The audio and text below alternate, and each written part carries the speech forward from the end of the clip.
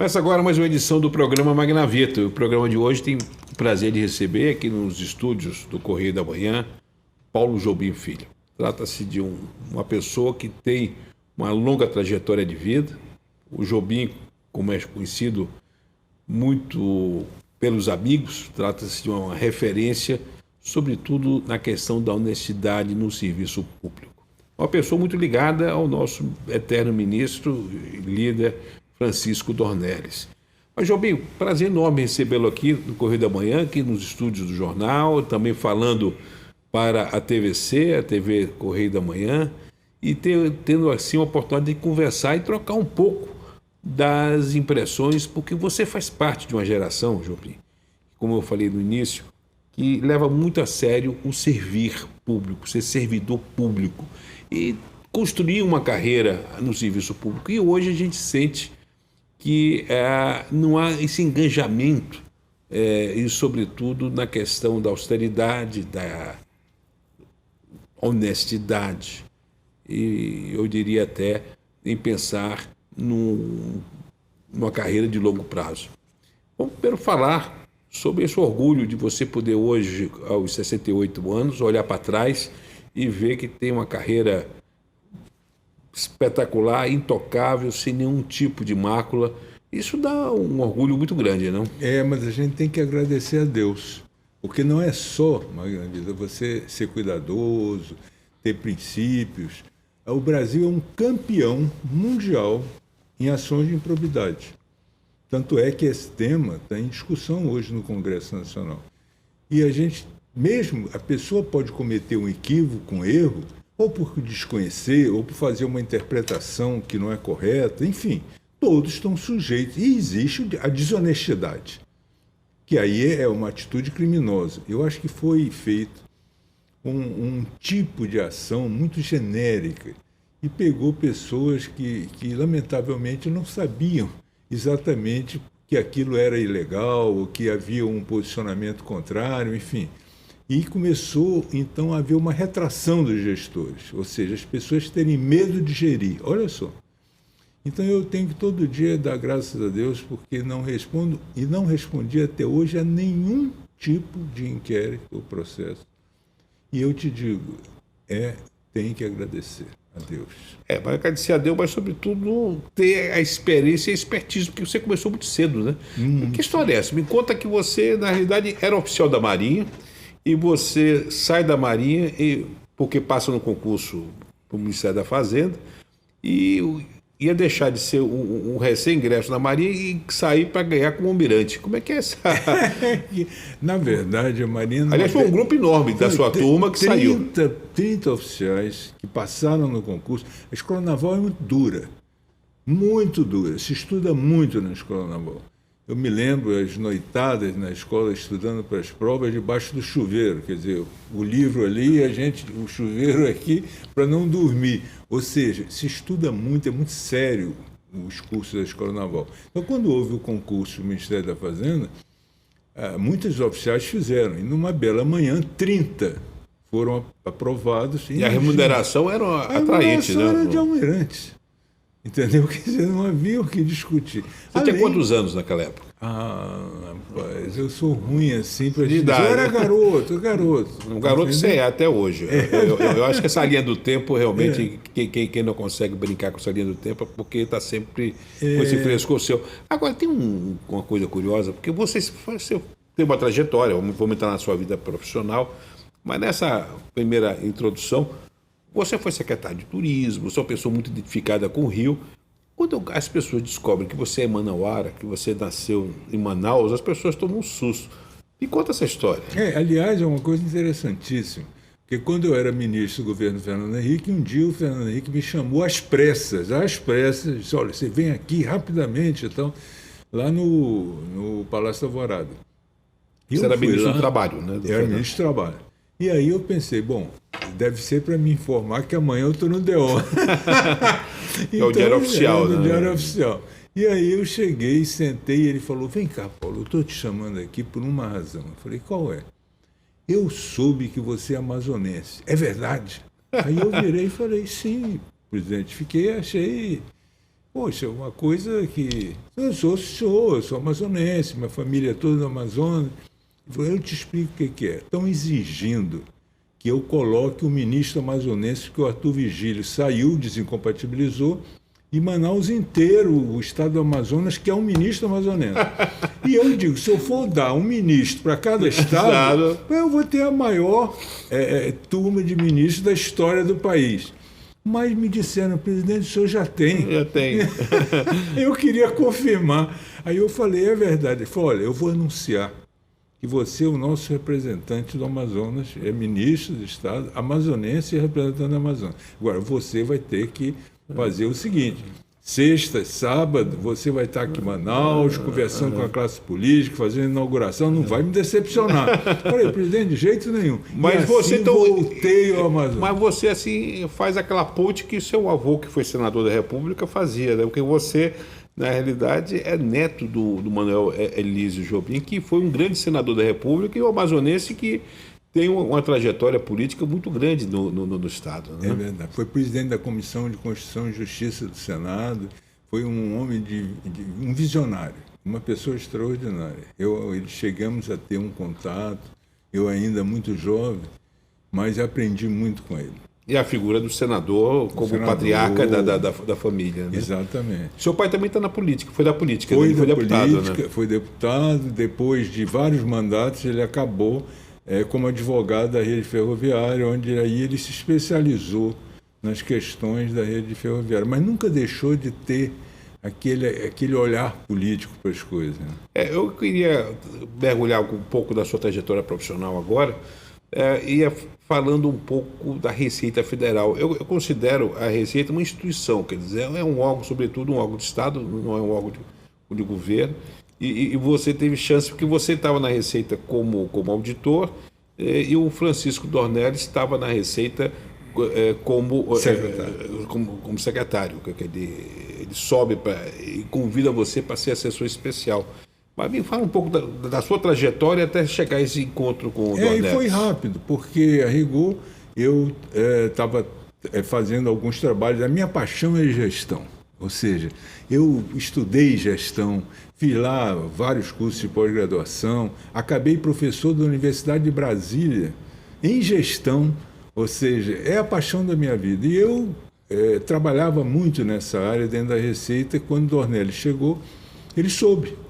E aí mandou me chamar, falou, Paulo, eu quero que você assuma a modernização. Agora tem o seguinte, é para virar a mesa.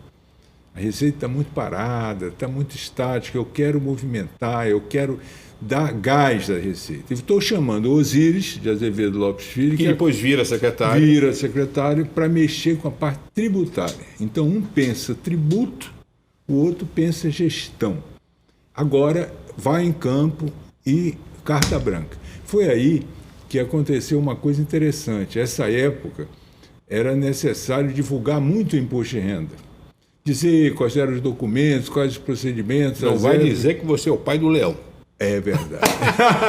Essa é fantástica. É verdade. E meus amigos não me perdoam até hoje.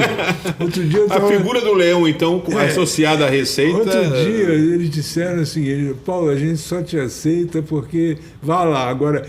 Pai do Leão, isso a gente não aceita. E aí, como é que nasceu? Mas eu te digo, a história é interessantíssima.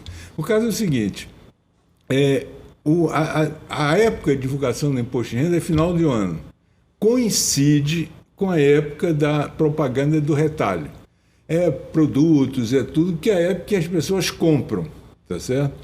Então, a gente não conseguia entrar na televisão, entrar na mídia, fazendo uma boa divulgação do imposto de renda, porque competia com milhares de produtos. O varejo que estava... disparado, ocupando todo o espaço de final de ano. Foi aí que nós conversamos com a DPZ, que era a empresa que prestava esse tipo de serviço, e dissemos, olha, não temos que mudar isso. A gente fez um retrospecto desse último ano que vocês atuaram, vocês estão fazendo uma propaganda muito pouco convincente, ela não mobiliza, acaba que ninguém vê, ou seja, como é que a gente faz? Aí eles designaram o Neil, um grande publicitário da DPZ, e a gente começou a discutir E aí o Leão veio com a ideia o seguinte: temos que criar um leão. Mas por que isso? E o Nail falou: olha, Paulo, o caso é o seguinte: o leão, ele é um animal que, primeiro, ele representa diversos países ao redor do mundo. Então, na bandeira, o leão é o rei dos animais. E outro, é um animal que só ataca de frente, é honesto. Ou seja, ele é feroz, mas ele joga o jogo, ele não vem sorrateiramente atrás de uma presa. Ele ruge, se posiciona frontalmente e aí ataca. Então as pessoas veem um leão com essa lealdade, com essa fortaleza, bravura, mas leal. Quem sabe a gente não possa trazer a imagem do leão. Aí nós começamos a discutir, achamos muito forte. Só que eu achava que era o seguinte: era um desenho que aparecia o leão. E que não.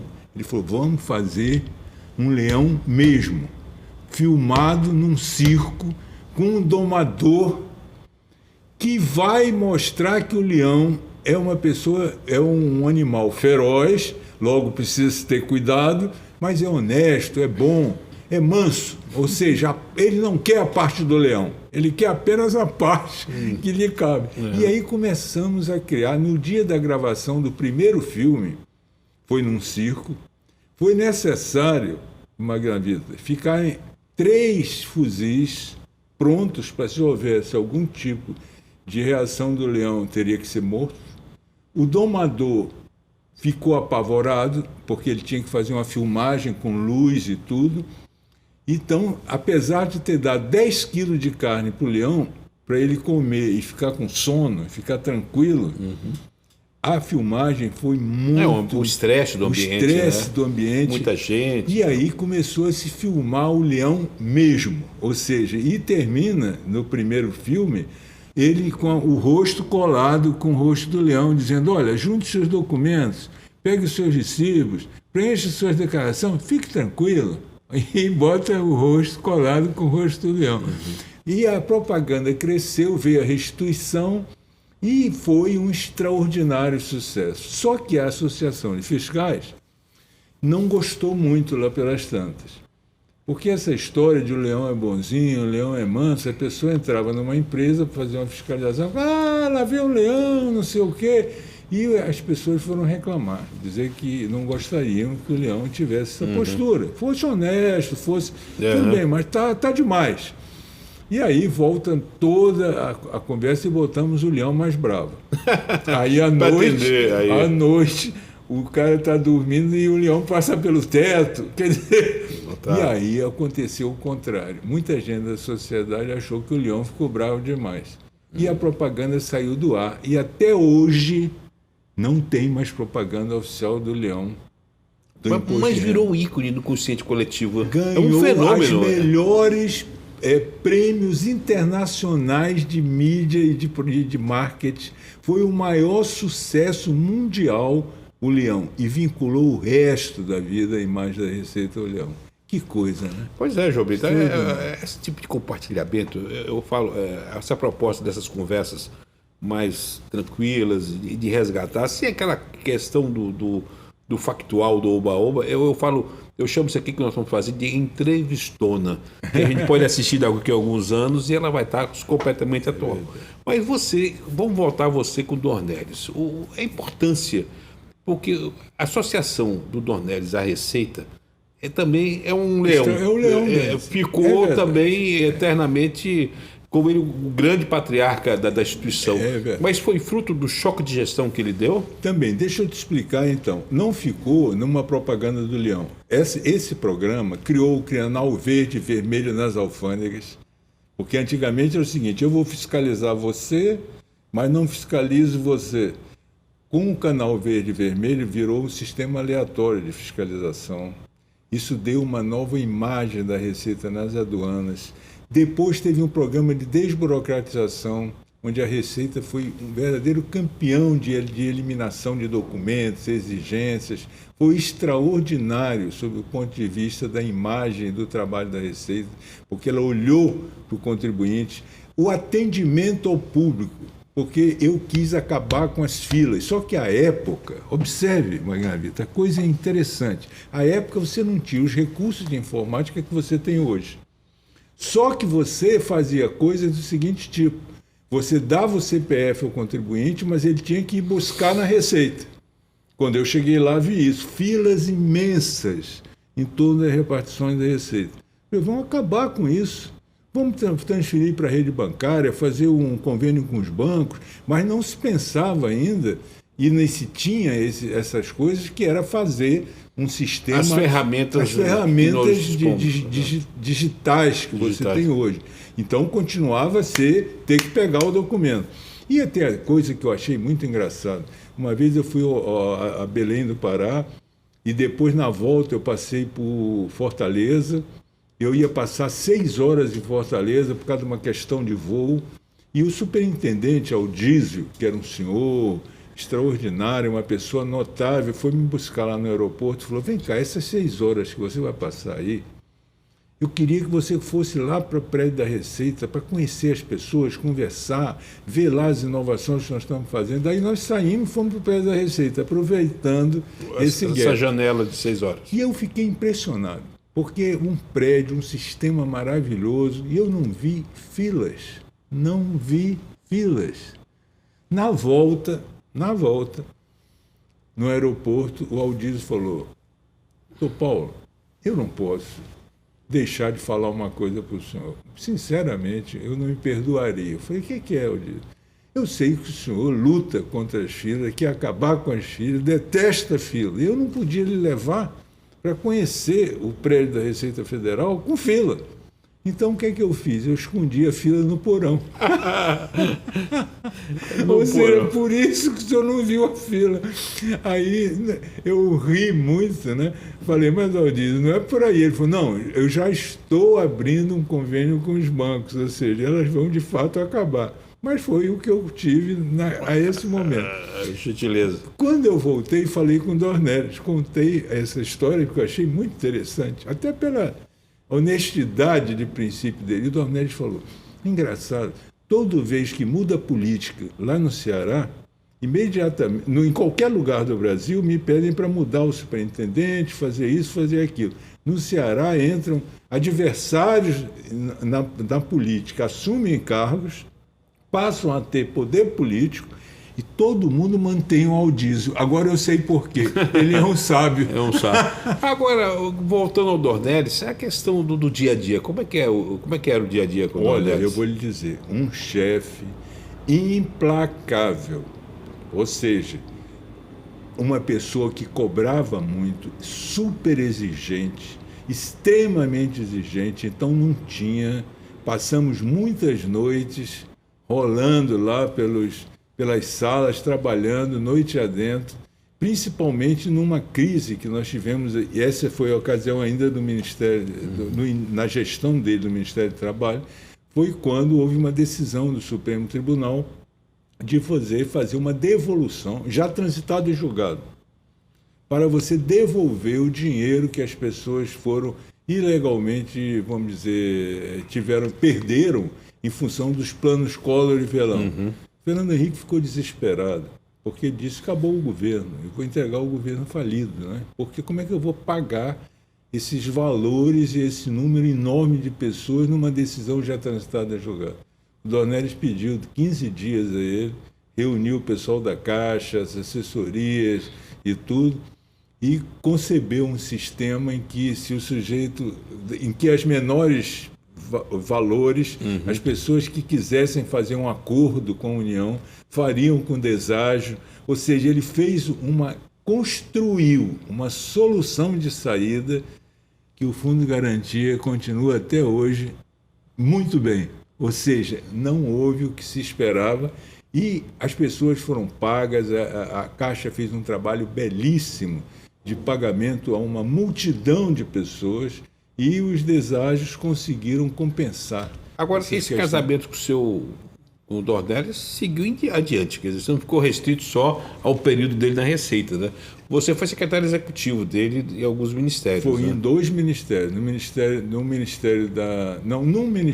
Fui em 2. Porque eu fui no Ministério da Indústria, Comércio e Turismo. Foi antes, depois no Ministério do Trabalho. Antes de ser ministro, eu fui secretário também executivo dele. Então eu tive. Depois, nós voltamos a nos encontrar na política e tal. A única coisa que eu queria te falar é o seguinte: eu sempre fui do grupo técnico, ou seja, a parte política e tal, nunca quis me candidatar. Você era a pessoa da entrega, né? Da entrega. Eu tinha essa paixão. Ou seja, dava tranquilidade para ele ser o político, porque sabia que vamos dizer, que a quitanda estava bem cuidada. Bem cuidada. Uma das coisas que, além de ser uma pessoa extremamente dura, mas muito correta, muito firme nas coisas, o Dornelles também era um político muito estimado.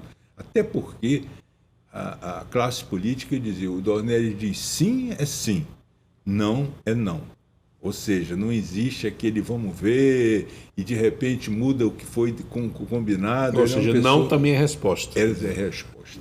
E um dia, pela primeira vez, ele falou, Paulo, eu quero que você hoje vá lá na região dos lagos me representar. Junto a um casamento importante e tal, eu não posso ir. E você vai lá, e eu virei padrinho substituto. Eu não sabia que existia isso. Na igreja, o padre me apresentou como padrinho substituto. E aí foi uma bela festa. No final, o pessoal da pescaria queria conversar comigo. E eu não sabia exatamente que coisas estavam caminhando ali, mas eu representava o ministro e fui.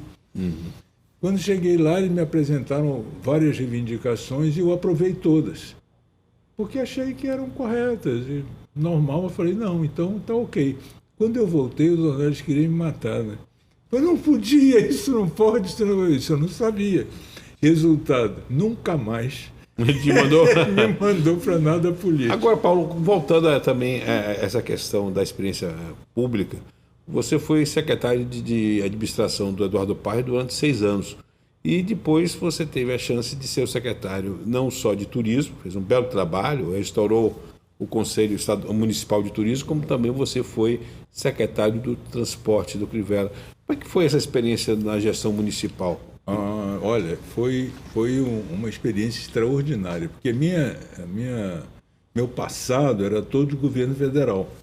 Eu trabalhei em Brasília, depois que eu me afastei, vamos dizer, da parte de exercício de cargo em Brasília, eu comecei a dar aula, dar consultoria, então eu passei a ter uma atividade fora do serviço público. Foi quando eu fui convidado para conhecer o Eduardo Paes, que estava assumindo, com uma proposta de também trabalhar na área de gestão. E eu fiz um levantamento, verifiquei uma série de oportunidades e me chamou muita atenção uma coisa, mas muito. O fato que se gastava, à época, 58 milhões com telefonia. E o que era o sistema? Se um hospital ligasse para o outro, ou para o secretário de saúde, pagava as ligações, ou seja, as ligações internas, todas elas eram pagas e o sistema não tinha controle algum. Cada um tinha um contrato com uma operadora. Então era uma coisa horrorosa. Inclusive havia casos de você ter um telefone que estava numa padaria e que não sabia exatamente quem era o responsável por aquilo. Então eu achei que era importante a gente começar por ali, organizar. Um freio de arrumação emblemático. Emblemático, que aquele era a grande saída para começar a botar a ordem na casa. E fizemos um registro de preço, fazendo com que todas as operadoras de telefonia concorressem no sistema de um sistema integrado, onde você tivesse tecnologia à época muito boa, ao mesmo tempo todas as ligações internas fossem de custo zero, tá certo? E você largava que cada um tinha o seu contrato. E a partir daí nós passamos de 58 milhões para 23 milhões um ano depois e chegamos, Magna Vita, a 6 milhões do custo de telefonia. Uau. Toda a prefeitura. Até eu posso dizer que chegamos a 6 milhões porque a Claro tinha interesse em ter o sistema de telefonia da prefeitura, porque ela estava fazendo investimentos grandes na época dos jogos e tal. Então ela jogou o preço lá embaixo para ganhar e ganhou. Mas houve uma disciplina a partir daí do seguinte: ninguém vai, cada um, comprar sua caneta. caneta vai ser comprada para todos, num sistema de registro de preço, um sistema unificado, que hoje é tão comum, mas foi uma revolução. Mas para implantar isso e brigar contra a cultura... A cultura foi uma coisa... E aí o Eduardo fez um decreto obrigando as áreas a aderirem ao sistema de registro de preço. E começou a cair vertiginosamente todos os custos relacionados... Interessante isso. Nós estamos falando muito sobre sua relação com o Dornelles, mas eu queria pegar também a sua relação com esses chefes que você teve. Como é que era a intimidade com o Fernando Henrique Cardoso? Muito com o presidente Fernando Henrique Cardoso. Muito interessante. Fernando Henrique é uma pessoa extraordinária. E começamos quando o Dornelles, conversando com ele, disseram, olha, eu vou sair do ministério e quem sabe pode ser fulano ou fulano. E acabou que o meu nome foi cogitado e ambos concordaram que o melhor que seria que eu desse continuidade como secretário executivo ao Ministério. E aí o Fernando Henrique me chama e faz o convite. Eu fiquei muito agradecido, muito honrado. E, aliás, eu devo dizer, hein, aquele negócio de agradecer a Deus, eu tive muita sorte com os chefes, eles me ajudaram. Mas você deu um susto no Fernando Henrique, né? Me conta essa história. Essa história é interessantíssima. Foi que ele chama, acertamos que eu assumiria o ministério, marcamos uma data para apresentação à imprensa, que isso é uma rotina. Então eu fui lá, todo arrumado, lá no gabinete dele. Quando ele chegou, virou e falou, e aí, Paulo, preparado para substituir o Dornelles? Aí eu virei e falei, presidente, não. Quando eu disse não, toda a imprensa lá embaixo, tudo arrumado, ele ficou branco. Ele não sabia onde enfiar a cabeça. Como disse, esse cara é um louco. Não é? Eu falei, presidente, o Dornelles é insubstituível. Eu posso ser um ministro, lhe dar muitas alegrias, me superar, mas não posso querer substituir o Dornelles. Aí ele deu uma gargalhada e falou, você tem razão. Você sabe que outro dia eu estou lendo o jornal e vi que o Dornelles estava nadando no piscinão de Ramos. Quer dizer, ele trabalha, ele vai para a política e ainda vai para o piscinão de Ramos. Falei, ele foi nadador do Fluminense. Quer dizer, tem uma história de atleta, né? Então, o Dornelles é uma pessoa realmente extraordinária. É um estrategista, uma pessoa que... Ter coroado a carreira dele como governador do estado do Rio de Janeiro, eu acho que o destino ali confabulou muito para dar a impotência da estatura. Porque para nós, um momento terrível, um momento discutível até, por conta da forma abrupta que tiraram o governador Pezão, que eu tenho as minhas restrições, eu acho efetivamente que o Pezão foi muito injustiçado, mas ele contou com a lealdade do Dornelles para segurar o bastão. E uma pessoa extremamente equilibrada. O Dornelles conseguiu fazer transição muito importante naquela época em que eu tive a oportunidade de trabalhar junto com ele.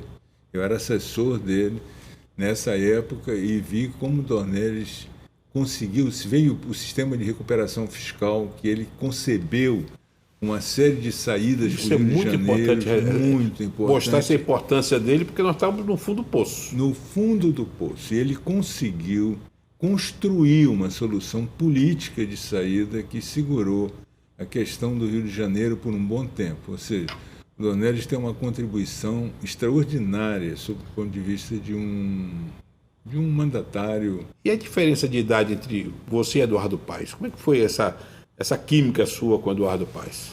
Ora, na verdade, o Eduardo sempre foi, até hoje, né? Ele é muito... Ele sempre foi Eduardo. Ele é o Eduardo, é o jeito do Eduardo de ser. Ou ame ou odeio. Tem que aceitar. Ele é ele. Ele me recebeu muito bem. O Eduardo me deu absoluta tranquilidade a partir dos trabalhos que nós começamos a fazer na área de redução de custos, etc. Eu também trabalhava muito ligado ao Pedro Paulo, e, aliás, eu vou falar uma coisa interessante sobre isso. Então, o Eduardo me deu um campo grande de atuação, sem nenhum tipo de restrição. Ao contrário, entusiasmando, fazendo com que eu pudesse exercitar ao máximo aquela minha força, criatividade, ou seja, conseguisse romper com as tradições. Eu gostei muito da minha relação. E é como é a política. Nós estávamos no Natal, 6 anos depois, o Pedro Paulo me chama e fala: Jobim, me diz uma coisa, você está querendo se deixar?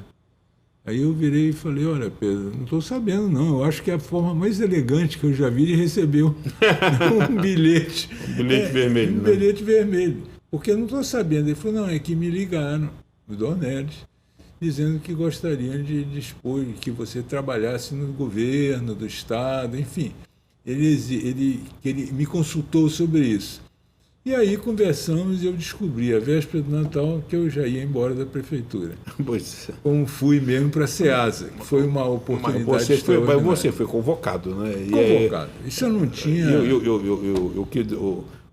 A gente pode colocar nosso destino na mão do Dornelles, que sabe que vai ser muito bem cuidado. Muito é um dos bem nomes. cuidado. Você sabe que eu tenho muita vontade de não trazê-lo aqui, mas de pegar esse equipamento dentro para casa dele, para ter um bate-papo, porque ele é uma pessoa extraordinária.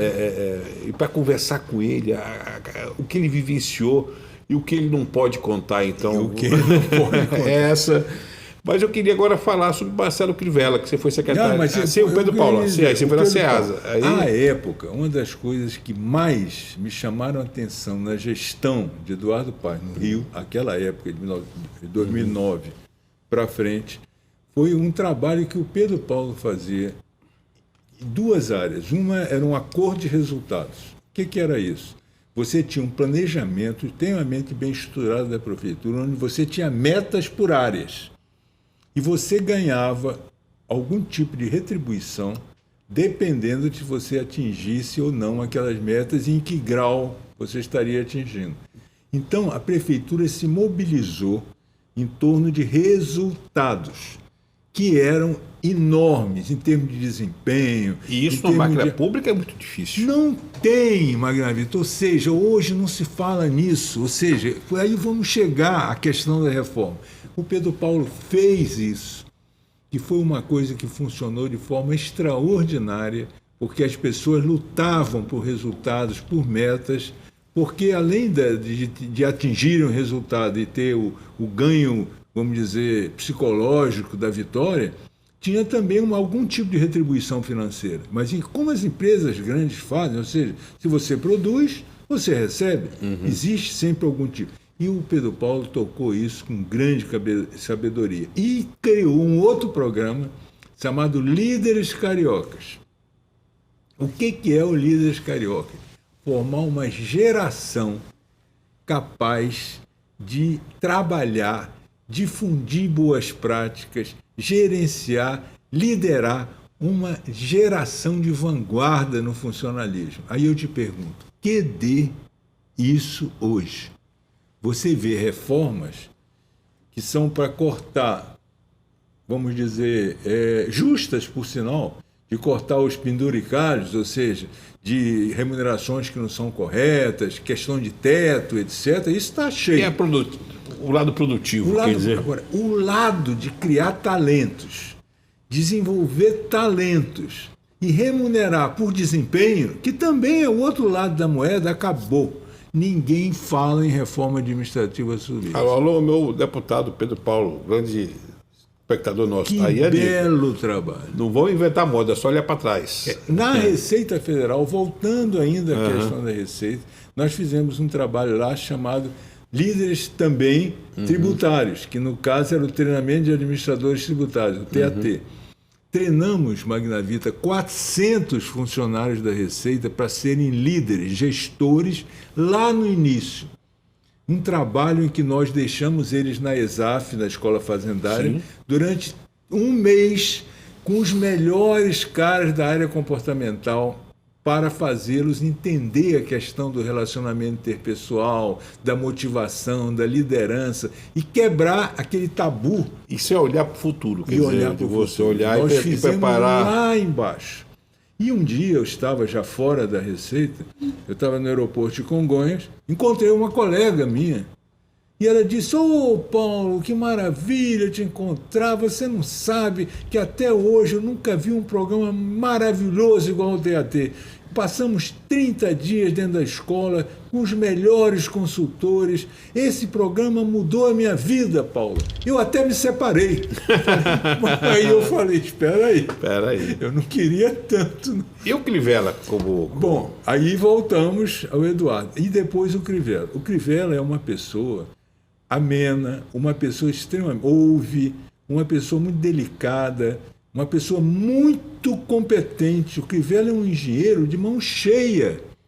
Ou seja, um técnico de maior gabarito. Ele faz conta que você vai, para chegar lá, você leva um dia, ele já fez na cabeça.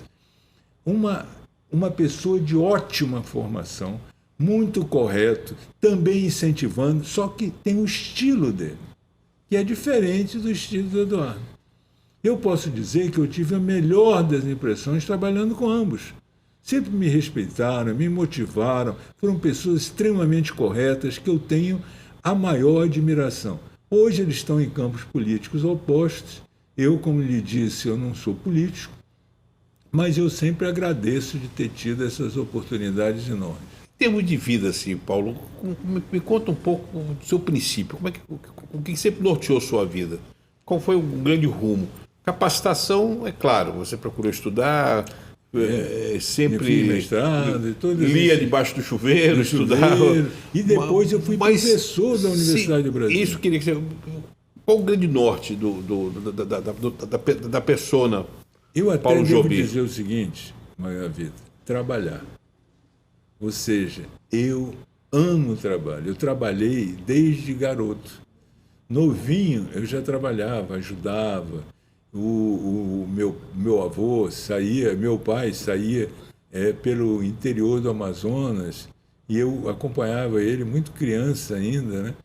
E depois no Rio de Janeiro também sempre... então, a única coisa que não me tirem é o trabalho. Ou seja, é você acordar e trabalhar, essa motivação... Mas quando você olha para trás produtivo, e vê que você está deixando legado, que o que você fez... por onde você passou, isso dá sensação de dever cumprido muito importante para o ser humano, não?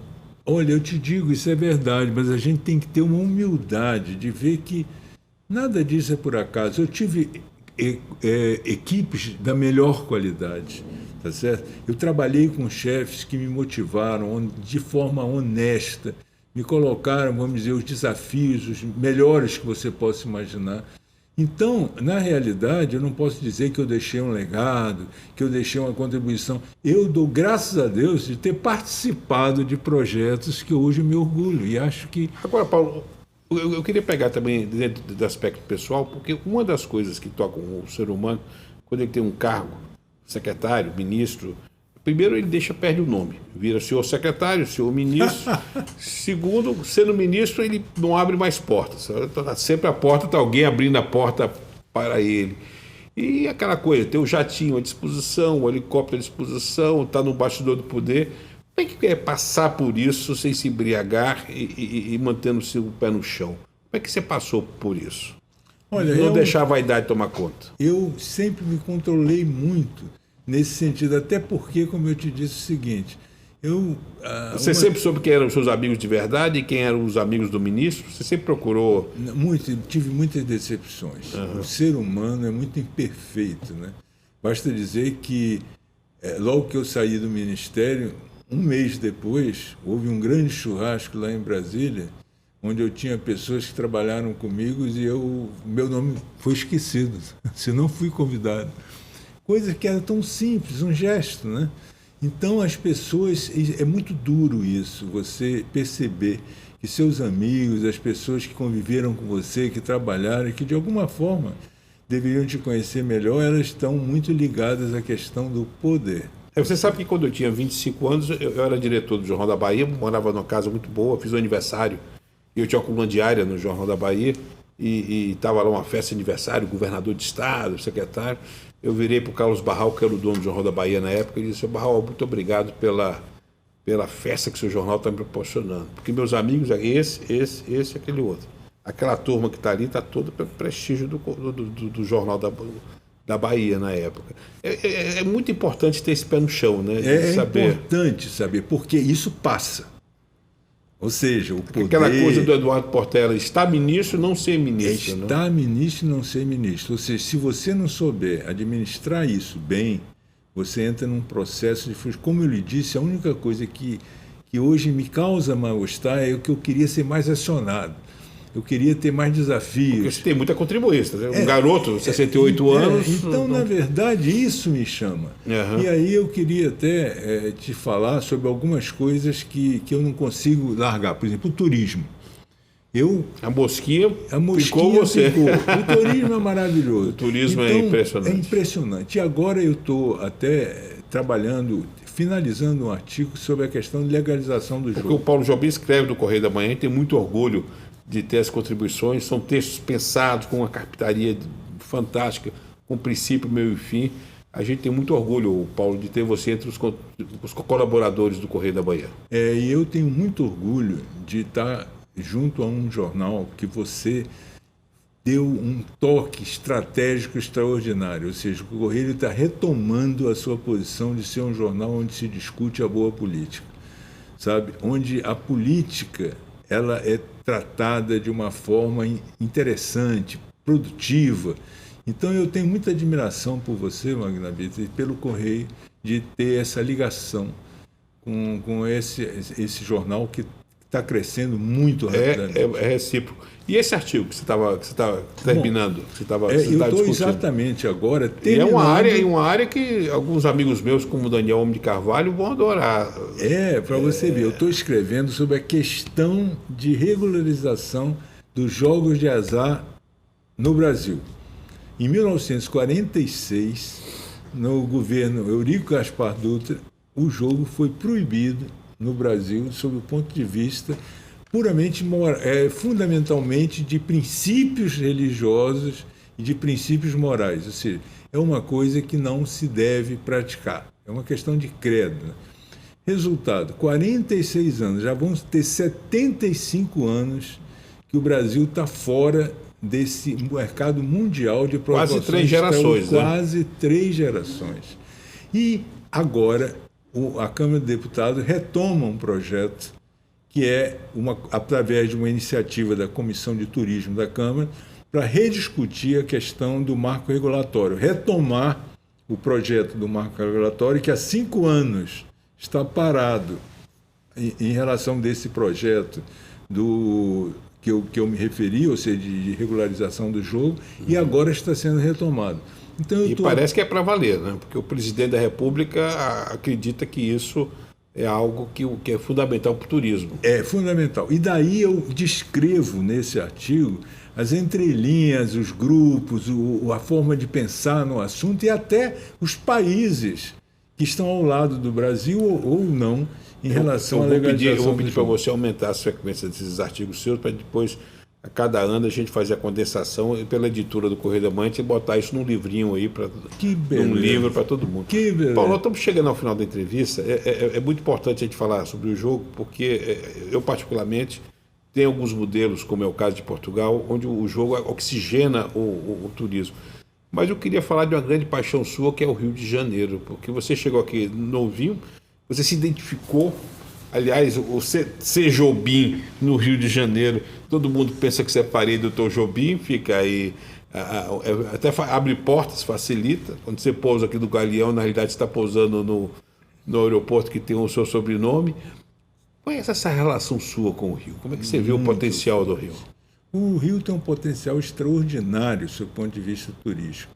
Eu, inclusive, tive a oportunidade de acompanhar todas as tratativas em Brasília e também no Rio de Janeiro a respeito da regularização do marco legal do jogo. E verifiquei que uma das hipóteses é você ter os cassinos resorts, ligados a resorts, e ter os cassinos específicos. Eu nunca deixei, de imaginar ali aquela região do Porto, você tendo um ambiente de jogos ali, onde você tem o transatlântico, você tem um movimento turístico, de modo que você possa associar compras, diversão. E ainda mais jogos. Naquela região com o que vai ser, com as águas do rio, promovendo o saneamento. Nós vamos ter a retomada da Baía da Guanabara em até 5 anos, transformando isso num potencial Que turístico coisa muito grande. extraordinária. Eu cheguei a ver um desenho, um esboço do que seria esse projeto. Foi aí que eu me apaixonei, naquela época, por essa iniciativa e passei aí regularmente a Brasília, discutir com as bancadas, a bancada religiosa sempre muito contrária à regularização, mas eu mantenho, até que veio a pandemia. A pandemia Sim, agora desorganizou tudo. Mas está sendo você se retomado. cuidou. É um tema. Como é que você se relacionou com a pandemia? Nós estamos sem máscara aqui, porque é um distanciamento, você está vacinado, triplamente vacinado, eu também. Mas a pandemia, como foi você na pandemia? Na pandemia mesmo, quando eu saí do turismo e fui para a Secretaria de Transportes, houve um surto na Secretaria com mais de 50 funcionários com Covid. E eu disse, olha, eu não posso me ausentar da Secretaria, porque é a única pessoa que tem que ser presencial. Senão, como é que vai ser? Sim. Uma crise dos transportes absurda. E a nossa saída, o que nos restava, era não fazer uma grande transformação, um grande projeto no meio da pandemia e com um serviço essencial. Um serviço essencial com os riscos sanitários e tal. Então nós botamos a fiscalização dia e noite nas garagens, nos pontos, tentando fazer com que houvesse retorno de frota e fossem cumpridos aqueles padrões mínimos sanitários. Então o foco foi esse. Daí a gente ter sido suscetível a esse tipo de problema em relação ao vírus. Mas eu acho que era o que era possível fazer naquele momento. Agora eu queria aproveitar essa oportunidade, para mim, extraordinária de estar aqui, para falar numa coisa. Me preocupa muito, Magna Vita, o fato de que todo dia eu vejo nos jornais algum projeto de reestruturação do transporte público no Rio de Janeiro. Projetos interessantes, viáveis, todos eles de médio prazo. Você não tem projeto de curto prazo para isso. Porém, a coisa mais importante que poderia ser cogitada não é. Ninguém fala nisso. É a criação do que a gente poderia chamar de uma autoridade pública metropolitana de transporte. O que seria isso? Você construir um colegiado com uma representação proporcional dos vários municípios do Rio para gerirem a política de transporte como política de Estado a médio e longo prazo. Com essa ligação sistêmica que existe. Tem que ter. Aí o que acontece? Você faz um túnel, vamos dizer que ele é feito pelo Estado, só que todas as decisões que vão implicar de uma forma ou de outra no uso desse modal são feitas a outro nível. E, às vezes, elas são incompatíveis e você tem um desastre sob o ponto de vista de resultado daquele processo. Aquela coisa que o seu pai, que foi ferroviário, de você ter as bitolas diferentes de trem, ou seja, um trem no Brasil não podia entrar na rede da outra porque a bitola é diferente. Paulo, nós estamos chegando ao final, infelizmente o nosso tempo não é que voou, porque uma entrevista boa, eu reputo, quando a gente olha assim, diz, está chegando ao final e a gente nem sente. É um prazer enorme tê-lo recebido aqui. Eu queria aqui terminar com o Paulo Jobim, falando de Paulo Jobim. Muito bem. Eu queria que você falasse de você. Eu sou uma pessoa de família de classe média. Durante toda a minha vida eu tive a grande oportunidade de prestar um serviço público, de conseguir resultados, de conseguir ter pessoas que me incentivaram, a minha família, amigos, ou seja, resultados muito positivos. E, graças a Deus, acho que essa pode ser assim. Agora, fundamentalmente, uma pessoa que não pensa, eu sou isso, eu sou maior, eu sou... Não, a coisa que mais me agradou, Magna Vita, foi quando eu, depois de sair ministro do Trabalho, eu voltei ao prédio numa atividade oficial. Quando eu entrei pelo elevador do ministro, a pessoa que foi me levar até o quinto andar, era o andar do ministro, ficou feliz quando me viu, me abraçou, e quando eu cheguei lá em cima, eu tomei o melhor cafezinho que você pudesse imaginar. As pessoas humildes, simples, que te receberam com tanto carinho. Então, eu acho que o fundamental é você não ter pose. você apenas agradecer a oportunidade de trabalhar para isso. E ser gente como a gente, né? É. Olha, muito obrigado, Paulo. Foi realmente um prazer enorme compartilhar com nossos telespectadores aqui pela TV Correio, pelo programa Magna Vita, esse bate-papo. Eu brinco muito que nós estamos aqui no Rio numa fase dos quarentinhas, porque você tem um governador com 42, um secretariado muito jovem, mas eu sempre digo, esses quarentinhas funcionam muito bem, mas tem que ter cabelo branco. O cabelo branco faz uma diferença muito grande. Muito obrigado, Paulo, e chegamos ao final dessa belíssima entrevista. Gostei muito de ter a honra de tê-lo recebido aqui. Muito obrigado.